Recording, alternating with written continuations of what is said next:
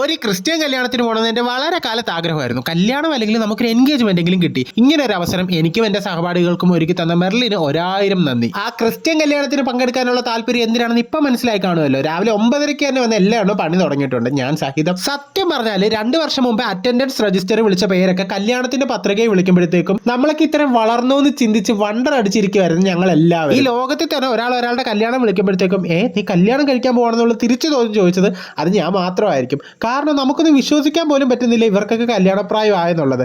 എനിക്കല്ലേ, അവർക്ക്. അങ്ങനെ ചെറുക്കനെ പെണ്ണിൻ്റെയൊക്കെ വീട്ടുകാരൊക്കെ പരസ്പരം അങ്ങോട്ടും ഇങ്ങോട്ടും പരിചയപ്പെട്ടും ഒക്കെ കഴിഞ്ഞതിന് ശേഷം നമ്മൾ നേരെ ഫുഡ് അടിയിലേക്ക് കടന്ന് ബീഫ്, ചിക്കൻ, മീൻ അങ്ങനെ കുറേ വിഭവങ്ങളൊക്കെ ഉണ്ടായിരുന്നു. നമ്മൾ എന്തായാലും മനസ്സറിഞ്ഞും വയററിഞ്ഞും തന്നെ കഴിച്ചു. അത് കഴിഞ്ഞ് നമ്മൾ നേരെ സ്റ്റേജിലേക്ക് പോയി. അവിടെ പലരും ഇമോഷണലായി. പക്ഷെ മെർലിൻ ഒന്നേ പറയാനുള്ളൂ, ആളെന്തായാലും നല്ലൊരു ബോയ് ഫ്രണ്ടിനെ കിട്ടിയതിലും കല്യാണം കഴിക്കുന്നതിലൊക്കെ നല്ല ഹാപ്പിയാണ്. അതൊക്കെ കഴിഞ്ഞ് നമ്മൾ അവിടെ ഇറങ്ങിയിട്ടുള്ള ഈ കോനാം ബീച്ച് എന്ന് പറയാനായിട്ട് എനിക്ക് തീരെ താല്പര്യമില്ല. 4-5 വർഷം കുറേ കണ്ടിട്ടുള്ളതാ. Okay, by.